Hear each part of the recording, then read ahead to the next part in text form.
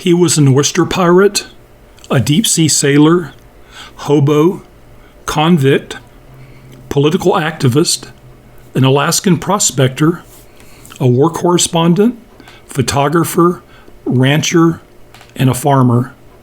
But Jack London is most remembered as a writer, and what a writer he was. Jack published 41 books and countless magazine articles and short stories during his brief life.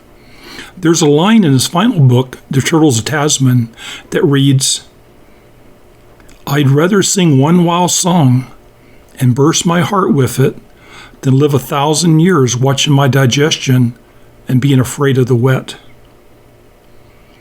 Jack was not afraid of the wet. He had a thirst for life. In spite of deteriorating health, he wrote until the very end. At the close of his life, after he had written about wolves and men and ships at sea, Jack turned his attention to the lowly acorn. The Acorn Planter was published in 1916, just a few months before The Turtles of Tasman. Jack intended to stage his play at the Bohemian Club's Hijinks, an annual retreat held in the Bohemian Grove on the Russian River.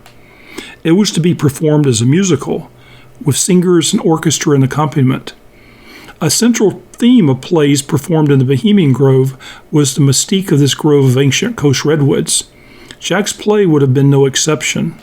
However, the Acorn Planter was never performed, as it was considered too difficult to set to music.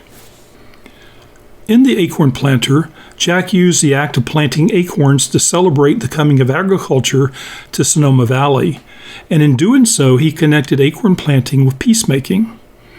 A local indigenous man named Red Cloud is portrayed as a peacemaker. There is tension between Red Cloud's people and the coming of the first American settlers, and the play ends in tragedy. It's clear that Jack saw himself in Red Cloud. In the story, Red Cloud uses the planting of the acorn as a metaphor for making peace. That's how Jack perceived the act of planting as well. The acorn represented peace because it represented the fruits of agriculture, and Jack felt that the bounty of agriculture would lead to peace among men. In the words of Red Cloud, "When you plant kindness, you harvest kindness. When you plant blood, you harvest blood.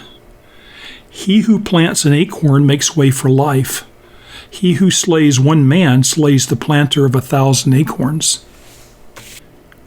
Jack spent his final years working in a writing room he had created in his Beauty Ranch cottage. The room's many windows looked out on several large coast live oak trees that stood nearby. The oldest of the trees was likely the parent tree. That tree, now thought to be 350 to 400 years old, still survives, although its health is waning, much like Jack's health waned as he sat writing in the tree's shadow. Just imagine what this old tree witnessed. It's a living link to Jack himself and to the time of Red Cloud's people. The year following Jack's death, his widow, Charmian, planted an oak seedling on the lawn of Oakland City Hall. The tree was to have been a living memorial to her late husband, who had spent his childhood years in the East Bay. Today, the tree is known as the London Oak. It's a healthy tree and a fitting memorial to its famous namesake.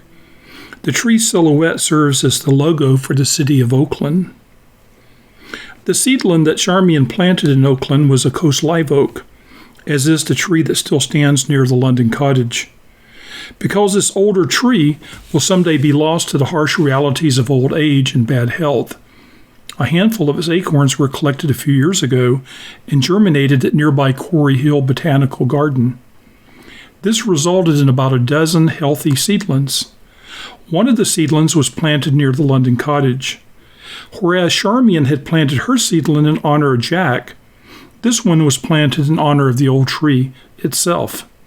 For all we know, both seedlings are the progeny of that one great oak still standing silent sentinel beside the London cottage. After all, where else might Charmian have found her acorn?